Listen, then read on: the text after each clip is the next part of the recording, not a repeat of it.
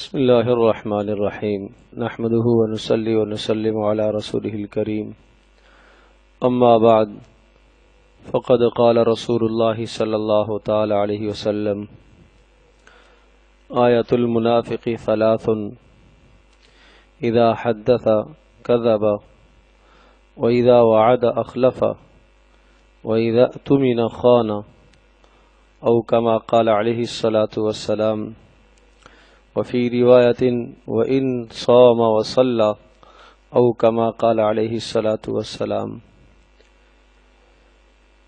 نبی اکرم صلی اللہ تعالی علیہ وسلم نے ارشاد فرمایا کہ منافق شخص کی تین نشانیاں ہیں۔ پہلی نشانی، جب وہ بات کرتا ہے تو جھوٹ بولتا ہے۔ دوسری نشانی، جب وہ وعدہ کرتا ہے تو اس کی خلاف ورزی کرتا ہے۔ اور تیسری نشانی، جب اس کے پاس امانت رکھوائی جائے تو اس میں خیانت کرتا ہے۔ اور ایک حدیث میں ارشاد فرمایا، اگرچہ وہ روزہ رکھے، اگرچہ وہ نماز پڑھے، جب بھی یعنی روزہ اور نماز کے ساتھ بھی اگر یہ علامتیں اس میں پائی جا رہی ہیں تو وہ شخص منافق قرار دیا جائے گا۔ اور منافقین کا طبقہ جہنم کا سب سے نچلا حصہ ہے۔ ان المنافقین فی الدرک الاسفل من النار، جہنم کا سب سے نیچے والا حصہ منافقوں کا ہوگا۔ گو کہ آج کے زمانے میں اس طرح سے عام طور پر نفاق نہیں پایا جاتا، منافق نہیں پائے جاتے جیسا کہ رسول پاک صلی اللہ علیہ وسلم کے زمانے میں تھے، کہ وہاں بہت سارا مجمع ایسا تھا کہ جو ظاہر میں اسلام کو زبان سے کہتا تھا، ایمان کا اقرار کرتے تھے، نبی علیہ الصلوۃ والسلام کی تعظیم کے کلمات زبان سے تو بولتے تھے لیکن دل میں کفر رکھتے تھے، اللہ پر آخرت پر ایمان نہیں تھا، تو وہ تو حقیقت میں کافر ہی ہیں اور وہ ہمیشہ ہمیشہ جہنم میں رہیں گے۔ لیکن آج کے زمانے میں اگر کوئی آدمی مسلمان ہونے کے باوجود، کلمہ پڑھنے کے باوجود، نماز اور روزے کی پابندی کرنے کے باوجود بھی ان بری عادات میں مبتلا ہے اور ان تین باتوں میں وہ مبتلا ہے، تو گو کہ وہ عملی منافق، اعتقادی منافق تو نہیں ہے لیکن عملی منافق ہے۔ جب عملی منافق ہے تو ان منافقوں اور کافروں کے ساتھ جہنم کے نچلے طبقے میں ایک وقت تک رہے گا، اور طویل زمانہ گزارنے کے بعد پھر اپنے ایمان کی وجہ سے جنت میں چلا جائے گا۔ تو حضرت صلی اللہ علیہ وسلم نے جو تین باتیں ارشاد فرمائی ہیں، پہلی بات کہ جب وہ بات کرے تو جھوٹ بولے۔ زندگی کے کتنے مسائل ایسے ہیں جہاں ہماری زبانوں سے جھوٹ صادر ہو جاتا ہے، جس کو ہم جھوٹ پرواہ بھی نہیں کرتے، جس کو ہم محسوس بھی نہیں کرتے کہ یہ جھوٹ ہے، حالانکہ حضرت صلی اللہ تعالی علیہ وسلم نے اس کو منافق کی علامت قرار دیا۔ وہاں تو یہ حال تھا کہ آپ علیہ الصلوۃ والسلام کے سامنے کسی خاتون نے اپنے بچے کو بلایا، آؤ تمہیں چیز دیتی ہوں۔ آپ نے ارشاد فرمایا، دینے کے لیے کوئی شے ہے؟ انہوں نے کہا جی اللہ کے رسول کھجور ہے۔ فرمایا اگر کھجور نہ ہوتی تو جھوٹ ہوتا، اگر کھجور نہ ہوتی اور آپ بچے کو یوں کہتی تو یہ جھوٹ ہوتا۔ تو بچوں کے ساتھ بھی جھوٹ بولنے کو حضرت صلی اللہ علیہ وسلم نے روا اور جائز نہیں رکھا، اس لیے ہم اپنے آپ کو بچائیں بھائی۔ دوسری بات جو ارشاد فرمائی ہے، اس وقت مجھے اس دوسری بات پر چند گزارشات عرض کرنی تھی کہ وَإِذَا وَعَدَ أَخْلَفَ، جب وہ وعدہ کرے تو خلاف ورزی کرتا ہے۔ وعدے کی کئی صورتیں ہیں، ایک وعدہ تو ہم نے اللہ کے ساتھ کیا ہے، ایک وعدہ ہم نے اپنے ساتھ کیا ہے، ایک وعدہ ہم نے بندوں کے ساتھ کیا ہے۔ اس وقت جو مجھے ذکر کرنا ہے، ہمارا جو اللہ پاک کے ساتھ عہد ہے وہ کیا ہے؟ اللہ پاک کے ساتھ یہ عہد ہے کہ اللہ تبارک تعالی نے عالم ارواح میں، جب ابھی ہم دنیا میں آئے نہیں تھے، اللہ پاک نے ہم سب سے، سب کی روحوں سے پوچھا الست بربکم، کہ میں تمہارا پروردگار ہوں کہ نہیں؟ سب نے کہا ہے اے اللہ تو ہی ہمارا پروردگار ہے۔ تو یہ ایک عہد اللہ پاک نے ہم سے، ہماری روحوں سے اس وقت لیا جب ہم دنیا میں نہیں آئے تھے۔ پھر مزید سونے پہ سہاگا کہ اللہ پاک نے اس عہد کو یاد دلانے کے لیے حضرات انبیاء علیہ الصلوۃ والسلام کو بھیجا اور آخر میں رسول اکرم صلی اللہ علیہ وسلم کو بھیجا. اور پھر یہ عہد روزانہ کتنی مرتبہ ہم اپنی زبانوں سے اس عہد کو دہراتے ہیں. اشہد اللہ الہ الا اللہ و اشہد ان محمدن عبدہ ورسولہ. یہ عہد ہے کہ یا اللہ میں تجھے اپنا معبود، میں تجھے اپنا رب، اور میں تجھے اپنا مالک اور تجھے اپنا خالق اور اپنا مشکل کشا اور اپنا حاجت روا تمام معاملات میں تجھے ہی مانوں گا. تیرے سوا میں کسی کو رب نہیں مانوں گا، تیرے سوا کسی کو حاجت روا، مشکل کشا، پریشانیوں کا حل کرنے والا، مصیبتوں کا دور کرنے والا، خوشیوں کو لانے والا، غمیوں کو لانے والا، تیرے سوا میں کسی اور کو نہیں مانوں گا. یہ عہد کہاں کیا ہم نے؟ اشہد اللہ الہ الا اللہ کے اندر. گو کہ ہم نے اس کا اقرار زبان سے تو نہیں کہا کہ میں یہ وعدہ کرتا ہوں کہ اے اللہ میں تجھے رب مانوں گا، میں یہ وعدہ کرتا ہوں کہ یا اللہ میں تجھے مشکل کشا، حاجت روا تسلیم کروں گا. زبان سے گو کہ نہیں اقرار ہوا، لیکن اس کلمے کے تحت یہ عہد آتا ہے. اس عہد کی پاسداری نہیں کریں گے تو پوچھا جائیں گے. پھر اللہ پاک کا مزید احسان کہ یہ روزانہ عہد کتنی بار دہرایا جاتا ہے. 5 مرتبہ مؤذن آواز لگاتا ہے اشہد اللہ الہ الا اللہ، اشہد اللہ الہ الا اللہ. اور اقامت میں بھی یہی عہد پھر آتا ہے اشہد اللہ الہ الا اللہ، اشہد اللہ الہ الا اللہ. 5 بار اذانوں میں 10 بار یہ کلمہ آیا، 5 بار اقامت میں 10 بار یہ کلمہ آیا، 20 بار تو روزانہ ہم اس کو سنتے ہیں. پھر نماز میں جب ہم کھڑے ہوتے ہیں ہم ثنا پڑھتے ہیں ولا الہ غیرک، تو اے اللہ میں اس بات کا عہد کرتا ہوں کہ تیرے سوا کوئی بھی عبادت کے لائق نہیں ہے. میں تجھے ہی معبود مانتا ہوں، تجھے ہی مسجود مانتا ہوں، تجھے ہی اپنا حاجت روا مشکل کشا مانتا ہوں. یہ ثنا میں ہم نے اقرار کیا. پھر سورۃ الفاتحہ میں بندہ کہتا ہے ایاک نعبد و ایاک نستعین، اے اللہ تیری ہی بندگی کروں گا، تیری ہی عبادت کروں گا، لیکن تیری بندگی اور تیری عبادت جو کروں گا وہ اپنے بل بوتے پر نہیں کروں گا، مدد تجھی سے مانگوں گا. ایاک نعبد و ایاک نستعین، تجھی سے مدد مانگوں گا. پھر رکوع میں سبحان ربی العظیم، پھر یہی عہد دہرایا میرا رب وہ ہے، وہ اللہ ہے جو عظمتوں والا ہے، اس کو میں سجدہ کر رہا ہوں، اس کے سامنے رکوع کر رہا ہوں. پھر سبحان ربی الاعلی، پھر اسی عہد کو دہرایا. پھر التحیات میں اشہد اللہ الہ الا اللہ و اشہد ان محمدن عبدہ ورسولہ، میں اقرار کرتا ہوں، میں گواہی دیتا ہوں، میں شہادت دیتا ہوں کہ اللہ پاک کے سوا کوئی بھی عبادت کے لائق نہیں ہے اور محمد صلی اللہ علیہ وسلم اللہ کے رسول ہیں، اس کا اقرار کرتا ہوں. اور نمازوں کے اندر ہم یہ پڑھتے ہیں، اور دعائے قنوت میں کیا ہوتا ہے؟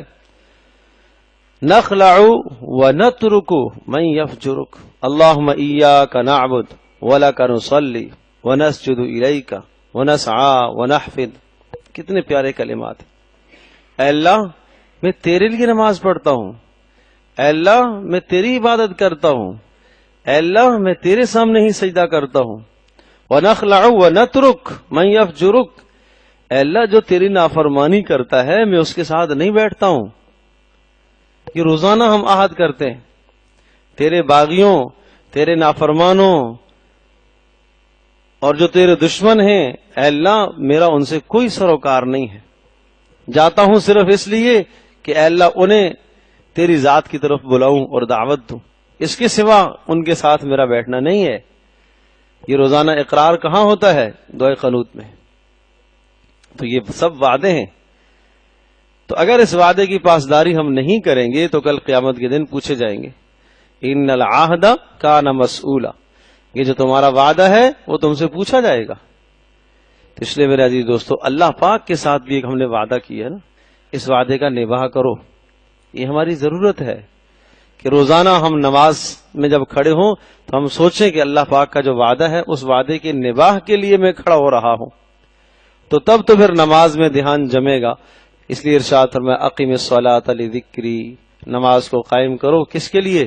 میری یاد کے لیے، تاکہ تمہارے دلوں میں میری یاد بیٹھے.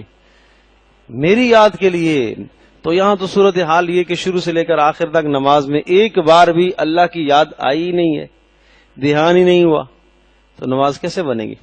اس لیے آج یہ درخواست کرتا ہوں کہ رات کو سونے سے پہلے باوضو ہو کر 2 رکعت نماز نفل اس نیت سے پڑھیں کہ آج میں شروع سے لے کر آخر تک اس نماز میں اللہ کے سوا کا خیال نہیں آنے دوں گا. مشق کریں اس کی. اگر یہ کر لیا اور ہماری نمازیں اچھی ہو گئیں، نماز بن گئی، سارا دین بن جائے گا. نماز بڑی بنیاد ہے، اس لیے کہ اللہ کی یاد دل میں آ گئی، جو نماز کا مقصد اور غرض ہے، تو سارے دین پر چلنا آسان ہے. نماز بڑی بنیاد ہے، اسی لیے کسی حال میں اس کو معاف نہیں کیا ہے، ہر حال میں پڑھنا ہی پڑھنا ہے. لیکن نماز وہ ہو جو نماز بنی ہوئی ہو. ان الصلاۃ تنہی عن الفحشاء والمنکر، نماز گناہوں سے روکتی ہے، بے حیائیوں سے روکتی ہے، ناشائستہ باتوں سے روکتی ہے، نامناسب باتوں سے روکتی ہے، گناہوں سے روکتی ہے. ہمیں ہماری نماز نہیں روکتی. کیوں نہیں روکتی؟ ڈاکٹر بتا رہا ہے یہ دوا تم استعمال کرو، اس میں یہ اس بیماری کا علاج ہے. ہم تو ایک عرصے سے استعمال کر رہے ہیں، شفا نہیں ہو پا رہی ہے. کیوں نہیں ہو پا رہی ہے؟ یا تو دوا جعلی ہو گئی ہے، یا بد پرہیزی ہو گئی ہے، کہیں تو مسئلہ ہے. ہمارا بدن اسے کیوں نہیں قبول کر رہا؟ بالکل اسی طرح سے ہماری روح بیمار ہے. اس روح میں بیماریاں کیا ہیں؟ اللہ پاک کی محبت نہیں ہے، یہ بیماری ہے. دنیا کی محبت بھری ہوئی ہے، یہ بیماری ہے روح کی. رسول پاک صلی اللہ علیہ وسلم کی محبت اس دل میں نہیں ہے، یہ بیماری ہے. آخرت کا ڈر نہیں ہے، یہ بیماری ہے. یہ روح بیمار ہے. اس کا حل کیا بتایا؟ نماز. یہ جسم گناہوں کا عادی ہے، یہ بیماری ہے. اسے بد نظری کرنے کو جی چاہتا ہے، یہ اس کی بیماری ہے. یہ کان غلط استعمال کرنے کو جی چاہتا ہے، یہ اندر کی بیماری ہے. اس کا حل کیا بتایا؟ نماز. ان الصلاۃ تنہی عن الفحشاء والمنکر، نماز تمہیں ناشائستہ اور برائیوں سے اور گناہوں سے روکے گی. تو جب نہیں روک رہی ہے تو پتہ چلا کہ نماز میں تو وہ جان ہے، لیکن ہم سے وہ نماز بنی نہیں ہے جس نماز سے قوت پیدا ہوتی ہے، ایمانی حرارت پیدا ہوتی ہے. وہ نماز آئی نہیں ہے جو نماز ہمیں گناہوں سے روک سکے. اس نماز پر محنت کرو. تو جن لوگوں کی زندگیوں میں اللہ پاک کا ڈر ہوتا ہے اور اللہ پاک سے ملاقات کا شوق رکھتے ہیں، وہ نمازوں پر محنت کرتے ہیں. تو اللہ پاک سے جو ہم نے عہد کیا ہے کہ اللہ میں تجھے اپنا رب، تجھے اپنا مسجود، تجھے اپنا معبود مانوں گا، اور اس کا اظہار ہم روزانہ نماز میں کرتے ہیں، تو نماز میں اس دھیان کو برقرار رکھا کرو. نماز پر محنت فرمائیے. میں بھی محنت کروں، آپ بھی محنت کریں. ہم سب کی ضرورت ہے کہ ہم نماز پر محنت کریں، توجہ دیں اپنی نمازوں پر. وضو اچھی طرح کریں. وضو میں جو کوتاہیاں ہیں ان کوتاہیوں کا ازالہ کرو. وضو ٹھیک نہیں ہوگا، نماز میں خرابی آئے گی. نماز میں خرابی آئے گی، گناہوں سے نہیں بچ سکو گے. تو نماز بہت بڑی بنیاد ہے جو آپ کو اللہ پاک کی فرما برداری پر آمادہ کرے گی.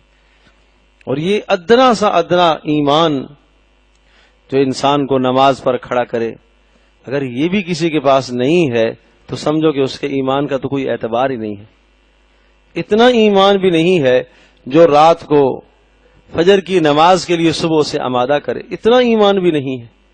اتنا ایمان بھی نہیں ہے کہ رات کو اللہ پاک کے سامنے کھڑے ہونے کے لیے اسے تیار کرے، چلو اللہ سے ملاقات کرتے ہیں. کتنا سعادت مند انسان وہ ہے کہ جس کو اللہ پاک رات کو اپنے سامنے کھڑے ہونے کی توفیق دے. اسے خوش ہونا چاہیے کہ یا اللہ بڑا کرم ہے، بڑا شکر ہے، تو نے مجھے اپنے دربار پہ بلایا ہے. تو مجھ سے باتیں کرنا چاہتا ہے، تو مجھ سے راز و نیاز کرنا چاہتا ہے، تو مجھ سے سرگوشیاں کرنا چاہتا ہے. میں آیا ہوں اللہ آپ کے دربار میں. آواز لگ رہی ہے، کوئی ہے سوال کرنے والا، آپ کہیں یا اللہ میں سوال ہی آیا ہوں. ہے کوئی استغفار کرنے والا، آپ کہیں یا اللہ میں توبہ کرنے کے لیے آیا ہوں. ہے کوئی بخشش چاہنے والا، آپ کہیں یا اللہ میں بخشش چاہنے کے لیے آیا ہوں. ہے کوئی روزی کا طلب کرنے والا، آپ یہ کہیں کہ یا اللہ میں آیا ہوں. ایک بزرگ کے متعلق آتا ہے، رات کو تہجد میں جب اٹھتے تو ان کی زبان سے یہ لفظ نکلنا شروع ہو گیا اور لوگ سن رہے، کہتے ہیں میں ہوں میں ہوں میں ہوں. تو کسی نے کہا یہ کیا آپ بول رہے ہیں، یہ میں تو اچھا نہیں ہے. کہا تمہیں نہیں اندازہ، اللہ پاک کی صدا، اللہ کی آواز مجھے آ رہی ہے. کیا آواز آ رہی ہے؟ یہ آواز آ رہی ہے کہ کوئی ہے توبہ کرنے والا تو میں کہتا ہوں ہاں میں ہوں، کوئی ہے معافی مانگنے والا تو میں کہتا ہوں میں ہوں، کوئی ہے بخشش چاہنے والا تو میں کہتا ہوں میں ہوں. تو میں محتاج ہوں اللہ کا، قدم قدم پر اللہ کا محتاج ہوں. تو اس لیے ہم نے اللہ پاک سے ایک عہد کیا ہے کہ اللہ ہم تجھے معبود، مسجود، تجھے رب مانیں گے اور تیری بندگی کریں گے اور تجھ سے مدد مانگیں گے. تو یہ نمازوں کے اندر بار بار اس عہد کو دہرایا گیا ہے. عرض کیا کہ اذان میں، اقامت میں، پھر اسی طرح سے ثنا میں، پھر سورۃ الفاتحہ میں، پھر رکوع میں، پھر سجدے میں، پھر تحیات میں بار بار اس عہد کو دہرایا گیا. تو اس لیے اس عہد کو سوچا کرے کہ ہمیں کسی رب کے سامنے پیش ہونا ہے، ہمیں کسی اللہ کے سامنے پیش ہونا ہے. ہم نے اپنی آنکھوں کا حساب دینا ہے، ہم نے اپنے کانوں کا حساب دینا ہے، ہم نے اپنی زبانوں کا حساب دینا ہے، ہم نے اپنے ہاتھوں سے کیے ہوئے اعمال کا حساب دینا ہے، ہم نے اپنے پاؤں سے کیے ہوئے اعمال کا حساب دینا ہے، ایک ایک عضو کا حساب دینا ہے. اللہ پاک مجھے بھی، آپ کو، ہم سب کو عمل کی توفیق نصیب فرمائے.